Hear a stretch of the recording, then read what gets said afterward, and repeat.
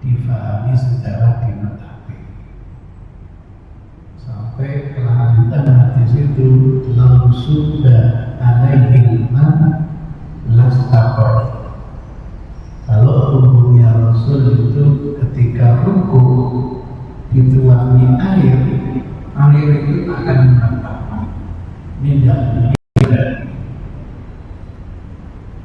kaca saja yang namanya dia sedikit geser saja sudah airnya tumpah di tubuh seseorang. Kalau tidak bisa dimaknai dinotatif, tentu dimaknai konotatif. Yang penting terasa umum itu bisa merekam.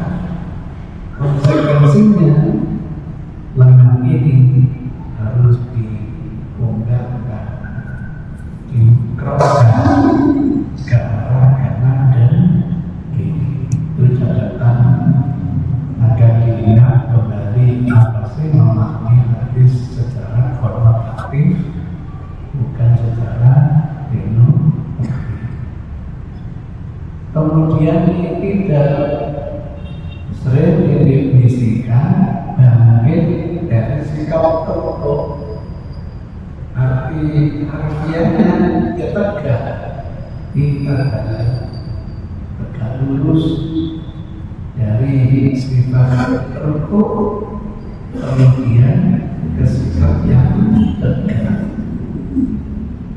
Secara syar'i dimaksudkan adalah gerakan tampil dari rukuk menuju berdiri.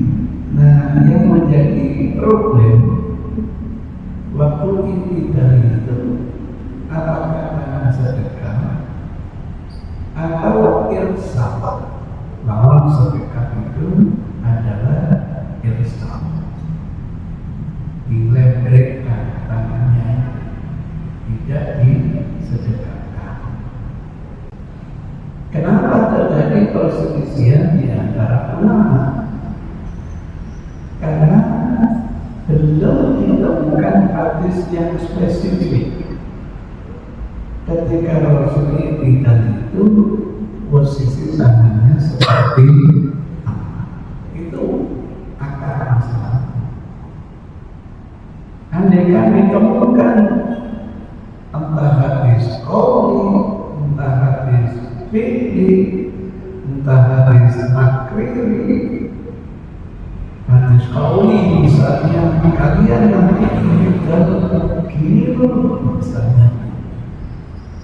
Hadis fi'li kata sahabat ketika Rasul tangannya dibeginikan.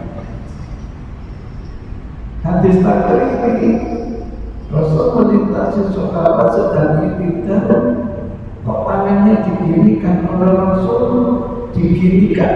Itu namanya hadis takriri. Ada sahabat ibadah kok tangannya begini, enggak dikomentari oleh Rasul. Itu namanya hadis takriri. Ikrarnya Rasul. Sebab kalau sahabat itu salah, Rasul lalu dia harus mengingatkan takul ayat an-wa'bil hajat la yajuz. Saat masyarakat sahabat butuh penjelasan, kok Rasul diem? Nggak boleh. Rasul harus tegas, kalau keliru diingatkan. Kalau didiamkan berarti ada persetujuan Rasul. Maka kalau sahabat bilang dulu zaman Rasul saya ini begini gak disalahkan, kok malah itu namanya hadis takriri. Belum ditemukan sampai hadis itu belum ditemukan. Bahkan hadis palsu belum ditemukan. Saya gunakan istilah belum itu mungkin referensi saya yang terbatas. Ini di buku hadis bukan di buku fikih. Artinya hadis itu harus bisa dipertanggungjawabkan. Ada sisi sanadnya, maka rantai perawinya sampai kepada Rasulullah. Biasanya buku fikih itu muncul tanpa sanad, sehingga kita tidak bisa meneliti. Yang saya maksudkan ditemukan di sini dalam referensi hadis yang penyusunnya mendatangkan hadis itu lengkap dengan rantai perawinya. Itu ceritanya, karena banyak hadis ujuk-ujuk muncul, tidak ada sanadnya. Rasulullah, gimana kita bisa meneliti sanadnya? Itu gambaran. Karena belum ditemukan hadis yang spesifik, muncul kesepakatan. Kalau kita tidak menemukan dalil yang spesifik dalam gerakan sholat, kembalikan misal sholat sepakat. Ya tidak sepakat, asal sholat waqaf, sedekah atau irsalayati balik. Jadi yang berkeyakinan asal sholat itu adalah sedekah. Nanti kalau tidak menemukan dalil yang spesifik, kembali ke asal sholat, ya sedekah. Tapi bagi yang meyakini asal sholat itu Islam, ketika tidak menemukan dalil yang spesifik, kembali ke asal irsalayati yang jadi PR kita bersama. Karena setiap orang alim sudah berupaya memberikan yang terbaik yang dia miliki. Maka terjadinya masalah khilafiyah itu bukan untuk disengaja. Yang memang beda kacamata. Yang satu kacamatanya irsal itu asal sholat itu sedekah. Nah yang kedua kacamatanya asal sholat itu irsal. Saya menemukan ada 5 hadis. Saya tidak tahu apakah panjenengan sepakat atau tidak sepakat. Ini mengelaborasi dari berbagai referensi. Wa Ibnu Abbas radhiyallahu anhu qala Rasulullah sallallahu alaihi wasallam, hadis qauli, inna sesungguhnya kami ma'syarul anbiya, segenap para nabi, mulai Nabi Adam sampai Nabi Muhammad, umirna, kami diperintah, jelas yang diperintah Allah, an-ajila, dan untuk menyegerakan iftarata, berbuka puasa. Itu sejak zaman, karena puasa itu bukan hanya syariat menurut Nabi Muhammad. Kamu pun tidak lebih nabi pemilik, cuma kita nggak dituntut detail tata cara puasa umat terdahulu itu seperti, karena kita mengikuti syariat yang dibawa oleh Rasul, bukan syariat Rasul sebelumnya. Walau akhir sahur, dan kami para nabi diperintah Allah untuk mengakhirkan sahur. Jadi kalau berbukanya disegerakan, kalau makan sahurnya diakhirkan, insya Allah walaupun puasa dijamin tetap prima. Tapi kalau sahurnya jam 11, ya jangan disalahkan syariatnya. Kita ya harus introspeksi. Walau dan kami para Rasul diperintah Allah meletakkan ainana ala syama'ilina fis. Kami diperintahkan Allah meletakkan tangan kanan pada tangan kiri, artinya bersedekah sewaktu sholat. Ini dijadikan dalil asal sholat itu adalah sedekah. Kemudian ditemukan hadis Sahal bin Sa'ad As-Sa'idi.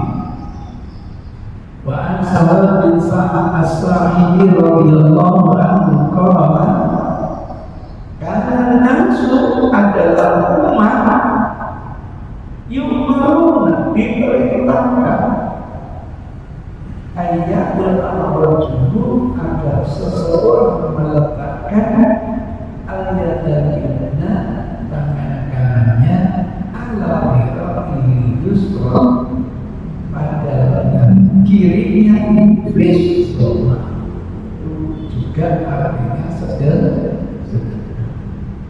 bukan irsa. Qala Abu Hazim, kata rawi Abu Hazim, la a'lamu illa yani dzalika illa Nabi. Saya yakin ungkapan itu memang dinisbatkan kepada Nabi. Oh, kalau itu yang memerintahkan umat adalah Rasulullah. Jadi Rasul diperintah Allah, Rasul memerintah umat untuk sedekah sewaktu sholat. Kemudian ada hadis dari Abdullah ibnu Mas'ud. Ma'an Abdullah ibnu Mas'ud radhiyallahu anhu qala rawani Rasul menyaksikan aku Rasulullah sallallahu alaihi wasallam waqad wada'tu simari, pada waktu itu aku meletakkan tangan kiriku ala yang kiri terbalik pada waktu itu. Ini kalau Rasul diam jenak sholat ketika aku sholat fa'al datiyamini fawadu'ahumah ala shima, maka Rasul mengambil tangan kananku diletakkan pada tangan kiriku. Itu kewajiban Rasul begitu. Setiap menyaksikan sholat qalilu harus langsung diteduh. Maka malam hari melintasi 5 Umar sholat malam sampai suaranya keras, diamkan oleh Rasul boleh. Melintasi rumah Abubakar sholat malam kok suaranya nyaris tak terdengar, diamkan oleh Rasul berarti boleh pakai suara keras, boleh tanpa suara. Setelah syukur dikumpulkan, kemudian Rasul memberi solusi yang terbaik. Abu Bakar selalu mengeraskan sedikit bacaannya, la Umar suruh jangan keras-keras seperti itu. Prinsipnya boleh, tapi Rasul memberikan yang lebih baik, jangan terlalu keras dan jangan terlalu tidak kedengaran. Alasan Abu Bakar kok nggak kedengaran? Tapi kan saya sudah membisikkan isi hati saya kepada Allah. Itu alasan Abu Bakar. Didiamkan sudah dikomentari oleh Rasul. Alasan Umar sengaja yang Rasul sering keraskan dua tujuan. Satu, menghalau setan. Yang kedua, membangunkan Islam orang-orang yang sedang tidur-tiduran. supaya ikut sholat malam. Itu hadis yang keempat, hadis Wa'il bin Hujr. An Wa'il bin Hujr radhiyallahu anhu qala, hadis fikih respon Wa'il, hatta ra'aitu, sehingga aku menyaksikan ini menyimpangi tata krama sholat Rasul. Panjang hadisnya. Saya ambil poin-poin yang terkait dengan bab. Saya saksikan ibhamaihi qariban min udunaihi, kedua ibu jarinya itu dekat sekali dengan daun telinganya, yakni ketika takbiratul ihram. Summa iltahafa bisawbihi, lalu melipatkan kainnya, gamisnya, sebab wujud gamis dan Rasul itu lembaran kain. Summa wada'aya yumna, kemudian beliau meletakkan tangan kanannya ala kafihi yusra, bisa pada telapak tangan kirinya, warusli, bisa pada pergelangannya, wasa'idi, bisa pada lengannya. Ini berbagai alternatif. Tapi riwayatnya mendekatkan tangan kanan pada tangan kirinya, sehingga posisi tangan ada 4, telapak tangan, pergelangan, lengan, atau didekatkan. Tetap posisinya sederhana. Terakhir adalah hadis Rifa'ah bin Rafi al-Zuraqi, an Rafi al-Zuraqi radhiyallahu anhu qala, dakhala rajulun al-masjid. Ada seseorang sedang memasuki masjid, wa Rasulullah sallallahu alaihi wasallam jalisun, waktu itu Rasul sedang duduk di nahiyatul masjid, di salah satu sudut masjid. Ini kebiasaan Rasul.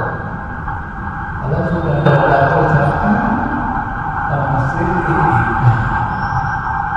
sehingga para sahabat yang menginginkan konfirmasi apapun jujukannya nanti ke Masjid Nabawi. Maka Masjid Nabawi itu dalam sebuah buku yang dulu pernah saya beli, rencana saya terjemahkan, akhirnya kok nggak ketemu bukunya. Masjidnya yang akan kami beri fungsi masjid. Masya Allah, Masjid Nabawi pusat taklim, Masjid Nabawi adalah pusat ibadah, Masjid Nabawi pusat latihan perang-perang, Masjid Nabawi pusat tanah siapa mengatakan tidak boleh ada transaksi apapun di masjid. Itu parsial gara-gara ada hadis, doakan orang yang transaksi di masjid tidak tahukan. Itu harus dipahami secara proporsional. Masa ada majelis taklim gini sembah-sembah jualan rokok, kumpul-kumpul? Enggak, kaitannya nanti siapa yang menemukan barang hilang, doakan, mudah-mudahan tidak ketemu. Waktu ngaji ini ada yang interupsi, mohon maaf, interupsi. Barangkali ada yang menemukan kontak sepeda motor saya, doakan kok tidak ketemu. Tapi kalau sudah selesai, apa salahnya menemukan barang hilang? Jadi jangan ketika prosesi khutbah Jumat diinterupsi, mohon maaf Pak Imam, ini saya sedang mencari kontak saya. Itu cerita. Sahabat pernah datang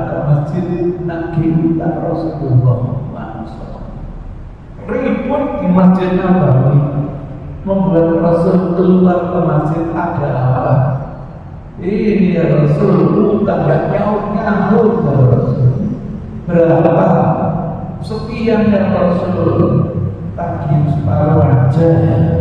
Siap ya Rasul. Restaurono. Jadi masjid itu pusat budaya. Sebelum dulu saya dengar ada jejak jahit. Wah, masjid ini apa kegiatannya yang tidak ada ini? Itu ceritanya hilang ibunya ya. Kemudian saya lanjutkan Faqala Rasulullah Summa yaqul, kemudian Rasul mengucapkan Sami Allahu liman hamidahu hatta yastawi qa'idan, sehingga posisinya berdiri tegak. Fa'idha rafa'ta ra'saka, kalau kamu sudah mengangkat kepalamu, fa'akin sulbaka, luruskan tulang sulbimu. Di punggung itu ada tulang sulbi. Hatta tartaji'al ridha ila mafasili, diterjemahkan sehingga kembali posisi seperti semula sebelum rukuk. Orang kan takbiratul ihram kemudian sedekah. Itu dalil-dalil yang digunakan. Saya coba mencari berapa sahabat yang terlibat di dalam riwayatan sifat iktidal ini. Di beberapa buku fikih nggak selengkap, kadang-kadang hanya dua hadis, kadang-kadang satu hadis. Kita himpun semua biar ilmunya itu lebih sempurna. Itu kebiasaan saya. Jadi nanti ada sahabat yang monggo kita lengkapi lagi. Nggak ada karya manusia yang final udah. Nah, dari 5 hadis ini ada kesan bahwa orang sholat itu adalah sedekah. Karena ini belum ditemukan hadis yang spesifik, kembali ke asal, kembali sedekah. Saya tidak tahu sampai setuju apa tidak, saya tidak ngerti. Mungkin ada yang ingin komentar, monggo silakan. Saya tidak setuju, boleh tidak apa-apa. Ibu yang ingin komentar, boleh. Ini kan seminar ya Pak. Seminar harus saya punya pendapat gini, boleh. Nah itu ceritanya. Nah pendapat yang kedua, asal sholat itu ya sembuh. Dalilnya apa? Orang sedekah itu karena diperintahkan, gitu loh. Orang sedekah itu karena ada perintah. Kalau tidak ada perintah, ya tetap kondisi orang irsal, tidak sedekah. Nah karena diyakini asal sholat itu irsal, maka ketika ini tidak sedekah, tetapi memberikan apa? Monggo yang punya pemikiran, saya kalau tertarik mendapat yang nomor sekian, silakan. Kalau saya tidak setuju dengan pendapat yang ini, menurut saya begini, ada komentar. Kalau tidak, apa otoritas kita nyalakan orang? Lihat orang tidak sesuai dengan perilakunya, dianggap keliru. Belum, jangan-jangan yang kita samakan itu justru yang benar. Itu cerita enak kalau ilmu pengetahuan pasti itu enak. Wah, teman saya ini tinggalnya kok sedekah ya. Berarti dia meyakini asal sholat itu apa? Sedekah. Teman saya kok tidak gak sedekah ya. Oh, dia memahami asal sholat itu tidak sedekah. Dari dua pendapat ini mana yang benar? Pendapat yang pertama atau yang kedua? Ya udah ada. Jadi fikih itu wilayah kiro. Maka Allah, saya jangan diperkosa dengan pertanyaan mana yang benar. Endingnya nanti wallahu Allah yang beritahu yang benar itu sedekah atau ihsan. Karena saya tidak fanatik, saya timbang-timbang. Oh, saya yakin pendapat pertama, saya jalani. Ya Allah, kalau ikhtiar saya ini keliru, mudah-mudahan tetap mendapatkan satu pahala. Jangan karena fanatik gak boleh, terus pokoknya dulu gak pernah keliru, ya gak boleh. Nanti menutup itu hidayah, kita gak dapat ilham dari Allah. Kalau tidak ada penyakit fanatik, tidak ada penyakit a priori, mudah-mudahan ada hidayah. Kok yang lebih mantap pendapat yang kesekian. Begitu itu cara Allah, wujud Allah Rahman dan Rahimnya kepada semua hamba yang ingin mencari sebuah kebenaran. Itu kira-kira gambarannya. Jadi saya tidak pernah mendoktrin umat yang berbeda. Ini wilayah fikih, wilayah ideologi. Ada yang bertanya, Ustaz sendiri gimana? Kalau sampai ingin tahu, lihat ketika waktu saya sholat. Gitu.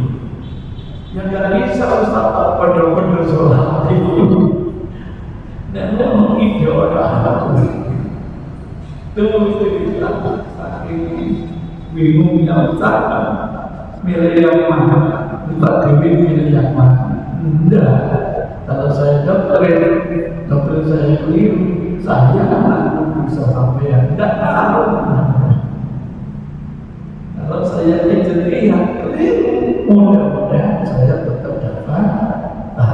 Kalau malah dua pendapatnya. Jadi itu gambarannya. Untuk menyelesaikan hal yang seperti ini saya kembangkan. Kita sudah sepakat asal sholat itu entah itu ihsan, entah itu sedekah. Oke. Dan kita sudah sepakat bahwa kalau tidak ditemukan dalil yang spesifik, kembali ke asal sholat. Oke. Ternyata yang tidak atau belum ditemukan lagi secara spesifik duduk antara dua sujud. Belum ditemukan. Monggo yang pernah membaca hadis, saya sudah berupaya mencari, belum menemukan. Konsekuensinya yang meyakini asal sholat sedekah duduk antara dua sujud harus apa? Sedekah. Itu konsekuensinya. Saya yakin asal sholat itu sedekah. Kalau tidak ada dalil yang spesifik, kembali ke asal sedekah. Bukan hanya ini dalam sedekah, duduk antara dua sujud juga harus apa? Sedekah. Monggo. Berbeda dengan yang meyakini Asal sholat itu tidak besar. Maka nanti ketika dia duduk antara dua sujud, dia harus irsal. Nah, seperti beliau ini. Nah, ini irsal. Tangannya digeledekkan. Lagi duduk kayak gini diancam oleh Allah. Dianggap oleh Rasul duduk orang yang dikutuk oleh Allah. Karena mau irsal darah ini terpaksa. Ini baru terpaksa dianalogikan, dibiaskan dengan duduk tasawuf. Kalau duduk tasawuf baik awal maupun akhir ketemu akhirnya telapak tangan kanan boleh diletakkan pada tangan kanan, boleh diletakkan pada lutut tangan kanan. Tangan kiri diletakkan pada paha kiri atau pada lutut kiri. Ketemu terpaksa. Tapi yang duduk sambil sedekah tidak ada ancaman. Harus begitu. Tapi yang duduknya sambil bersandar ini diancam oleh Rasul, terpaksa membuat analogi kias dengan duduk tasawuf. Nah, duduk tasawuf detailnya ada dalam hadis Rasulullah. Maka jangan kaget nanti orang duduk antara dua sujud itu sambil penting, sambil isyarat. Kenapa waktu tasawuf juga dengan isyarat? Pernah menyaksikan kalau di Masjidil Haram macam-macam sholat. Ada juga bukan hanya isyarat, menggerak-gerakkan. Ada yang menggerakkannya ke atas ke bawah, ada yang ke kiri ke kanan, namanya gerak. Ada yang macam-macam kita saksikan di masjid ini. Kenapa? Umat dari berbagai negara dengan pola pikirnya masing-masing, dengan fikih pemahamannya masing. Maka kalau dikatakan bahwa sholatnya orang di Indonesia dengan di Masjidil Haram masih lebih baik dari Indonesia, ya benar. Oh, di Indonesia kan rata-rata sholat malam. Masjidnya, oh nanti sholat malam. Masjid rumah dia misalnya. Tapi kalau di Masjidil Haram semua malam menjalani keyakinan masing. Jadi jangan kaget duduk antara dua sujud itu nanti dengan isyarat. Kenapa? Karena dikiaskan dengan duduk apa? Panjenengan itu mudah. Nah, terus gimana? Atas dasar apa? Biasa saja. Kemudian pakai dalil kembali ke asal, gak bisa. Itu cerita. Saya ketika duduk antara dua sujud tidak bisa, tidak. Anda akan belakang kias kok? Iya. Kenapa tidak isyarat? Saya bilang isyarat itu kalau membaca tasawuf. Saya kan tidak membaca tasawuf. Itu jawaban saya. Duduknya saya ini isyaratnya tidak, karena saya tidak sedang membaca tasawuf. Nah, untuk duduk tasawuf, kenapa isyarat? Karena membaca tasawuf. Jadi duduknya tetap ikut isyarat tidak, karena yang dibaca bukan duduk tasawuf. Gitu. Tuh alasan saya kenapa waktu duduk antara dua sujud kedua diletakkan pada paha dan tidak isyarat yang diikuti hanya sifat duduknya, tidak membaca tasyahudnya. Itu ya Allah, kalau masih keliru mudah-mudahan tetap dapat. Siapa tahu benar, maka mendapatkan dua pahala. Begitu indah kalau kita ini mengkaji bukan hanya satu malam, tetapi lintas malam. Cepet kita ini sering membuat emosi gara-gara hanya satu malam, kayak itu yang paling benar, yang lain dianggap salah. Kalau menyalahkan silakan, tapi harus ilmiah dong. Salahnya ada di mana? Jadi saya hanya kalau ada jamaah kita yang yakin asal sholat itu sedekah, rata-rata teman-teman yang belajar di Timur Tengah, khususnya di Madinah, misalnya rata-rata memahaminya seperti ini, karena guru pinternya itu ya seperti ini, maka dianggap gurunya itu yang lebih dekat dengan tuntunan. Wajar lagi, tidak semuanya, rata-rata. Kebetulan saya juga membaca karya beliau ini yang menjadi rujukan orang-orang Saudi ini. Oh, ternyata makhluk ini dan di buku beliau itu disarankan sedekah. Jadi ada dua kelompok besar.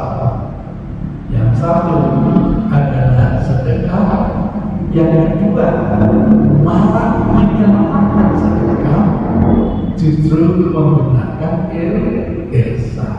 Maka kalau saya diskusi sama teman-teman yang dari Saudi, ayo menurut yang benar ini dan itu sedekah atau ihsan? Kenapa Habani kalau nanti yang berani tidak menyatakan gurunya yang tidak sedekah? Maka di dalam buku 44 kesalahan dalam sholat tidak dibahas. Ketika ini kita itu yang benar gimana? Sebab kalau berani yang benar sedekah, berani tidak menyalahkan gurunya yang tidak sedekah. Kalau yang benar tidak sedekah, berani tidak menyalahkan gurunya yang sedekah. Paling enak itu ceritanya. Mudah-mudahan kita menjadi orang yang nuansa keilmuannya luas, sehingga mudah-mudahan dengan ketulusan kita menjadi sebuah kebenaran, kiranya Allah memberikan kepada kita. Ya serong saudara, keretek kok yang mantap yang terdapat ini, bismillah saya. Siapa tahu ini adalah benar, maka pahalanya 2 kali janji Rasul. Kalau masih keliru, pahalanya 1 kali. Doa kita selalu, Allahumma arinal haqqa haqqan warzuqna ittiba'ah wa arinal batila batila warzuqna ijtinabah. Ya Allah, tunjuki yang benar adalah benar adanya. Sebab selama ini saya yakin benar. Begitu dipelajari keliru. Kalau memang itu benar adanya, dari rezeki kami, kemampuan kami untuk bisa mengikutinya. Terlalu banyak tahu kebenaran dan berani mengikuti. Mungkin faktor kalau saya melakukan kebenaran itu, saya dicoret oleh jamaah saya, bisa. Dia akan saya rojak agar lebih selamat. Walaupun yang itu memang Wazulkan kita beri kami kekuatan, beri kami rezeki untuk bisa menghindari kebaikan ini. Terlalu banyak kita tahu apa ini, tapi juga tidak mampu menghindari. Saya sebagai kepala kantor, panjenengan anak buah saya, ini ada orang izin berkali-kali saya tolong karena mungkin ada masalah. Karena memang bermasalah, bawa duit, dolar terus. Kemudian saya bagi ke bapak-bapak ibu-ibu. Tujuannya nggak perlu itu. Kira-kira sampai 5 bulan. Kira-kira sampai 5 bulan. Saya tahu saat itu berakhir. Saya tolak besok ada presentasi kejayaan. Siap itulah ceritanya. Banyak kita tahu tapi belum mampu untuk meninggalkan sebuah keberhasilan.